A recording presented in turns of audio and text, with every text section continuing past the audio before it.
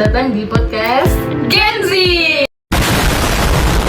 Nah, sekarang tuh kita udah kedatangan tamu nih di sebelah saya.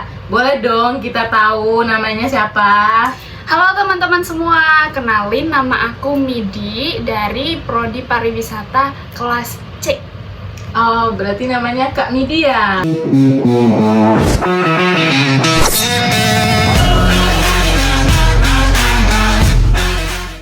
Kak Midi, kita langsung aja ya ke pertanyaannya. Boleh. Kebetulan karena Kak Midi itu perwakilan dari Gen Z yang banyak banget di luar sana. Saya mau nanya nih tentang sosial media dulu. Tapi sebelumnya Kak Midi itu main sosial media nggak sih? Udah pasti main dong. Wah. Apalagi Gen Z itu pasti punya sosial medianya banyak banget. Gen Z banyak gak? Iya. Gen Z identik punya second account. Oke. Iya. Tapi itu second account untuk apa? Jadi second account itu biasanya generasi Z atau Gen Z ya, itu lebih pede atau lebih percaya diri mengekspresikan dirinya itu lewat second account. Jadi di dalam second accountnya itu isinya apa? Teman-teman dekatnya aja. Jadi kayak teman-teman dekat kan udah pasti tahu ya karakter sifat kita gimana. Jadi udah nggak takut dihujat lagi. Berarti gitu. di second account itu kayak menunjukkan keaslian kita gitu ya. Oke. Benar. Nah, kembali lagi nih. Karena kami itu main sosial media. Jadi awal mula kami bisa main sosial media itu gimana sih? Oh, aku tuh main sosial media itu awalnya tuh dari kelas 9 SMP. Jadi dulu masih zamannya main Facebook tuh. Oke. Kelas 9 yang namanya masih alay-alay itu. Iya dong. Yang pakai bio alay ya. Oke. Iya. Terus. Jadi dulu tuh kelas 9 aku masih pakai HP yang masih ada pencetannya, bukan yang touchscreen. HP Nokia gitu nggak sih? Bukan. Aku dulu awal mula punya HP itu yang Evercross. Oh, Evercross. Iya. Udah ada fitur kameranya. Tapi dulu kan belum ada ya kayak TikTok, Ya, Instagram, belum berkembang kan. Nah, dulu sebelum aku main Facebook, jadi dulu aku sama teman-temanku tuh berkomunikasi lewat SMS.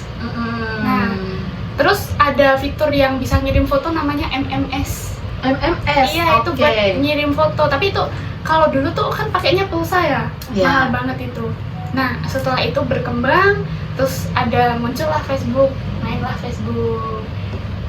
Berarti kami ini termaksud yang udah lama banget main Facebook. Iya, dari kelas 9 berarti 2019 sampai sekarang. sampai sekarang. Boleh dong, masih ingat nggak akun aslinya? Akun awalnya itu siapa sih gitu? Masih ada kah sampai sekarang? Kalau sekarang kan usernya pasti udah diganti-ganti ya, udah beberapa kali diganti. Tapi dulu awalnya tuh namanya Midi Cantik. Oh ya ampun, iya sih orangnya juga cantik ya. Tapi nggak alay-alay banget lah ya.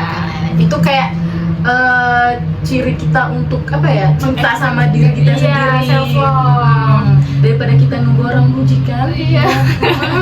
Nah, karena kita udah tahu nih awal mula kami bisa main sosial media ya, terkhususnya di Facebook ya. Kita mau tahu juga dong kelebihannya sama kelemahannya. Kenapa dari kami yang udah lama banget main sama sosial media? Kalau dari sudut pandang aku terhadap Facebook ya, kelemahannya itu di bagian protect atau privacy.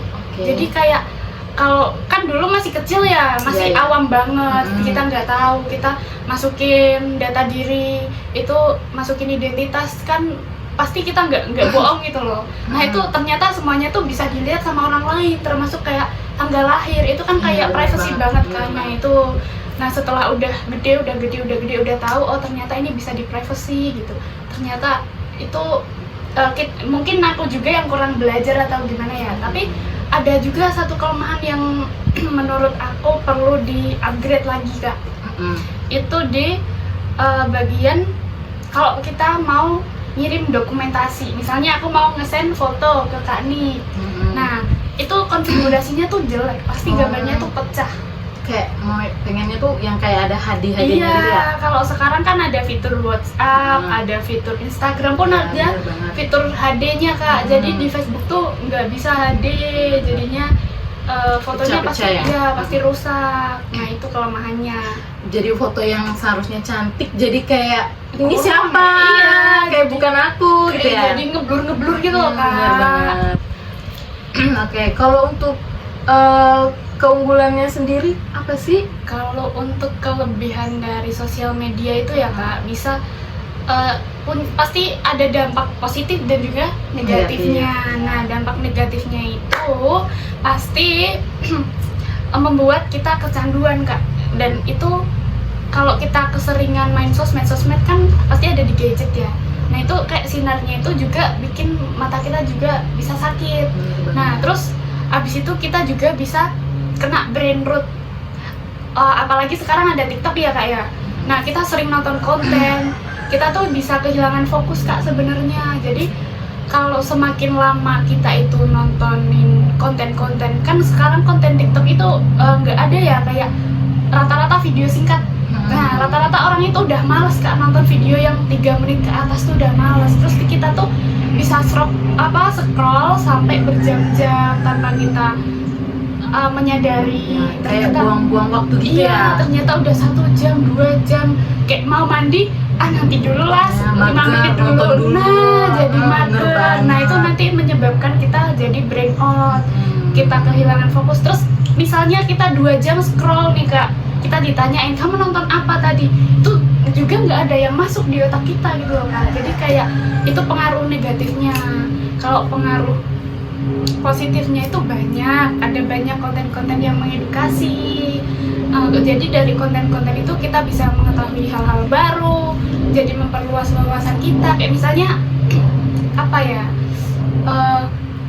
video-video traveling misalnya, kita belum pernah nih kesini, kita ngeliat dulu di TikTok, oh di sana ternyata kayak gini, kita jadi tahu gitu. Nah, suatu saat kita ke sana, kita udah, oh ini yang kemarin aku lihat gitu loh Kak. Kayak kita merasa tertarik untuk berkunjung ke situ ya. Terus kita jadi tahu informasi-informasi di luar, kita bisa mengkaji, Memanfaatkan ya. iya, jadi tahu semua informasi apapun dari sosial media gitu Kak. Betul banget. Jadi yang kita penasaran pengen ke sana tapi takut nggak sesuai ekspektasi, kita makanya- bisa cek di sosial media Iya. media. Oke, kalau gitu karena kami udah jawab semua pertanyaannya dari saya. Aduh, mau ucap terima kasih banyak atas waktu dan Terima kasih juga, kesempatannya. Kami. Semoga apa yang kita perbicarakan ini menjadi manfaat untuk Gen-Z di luar sana. Oke. Oke.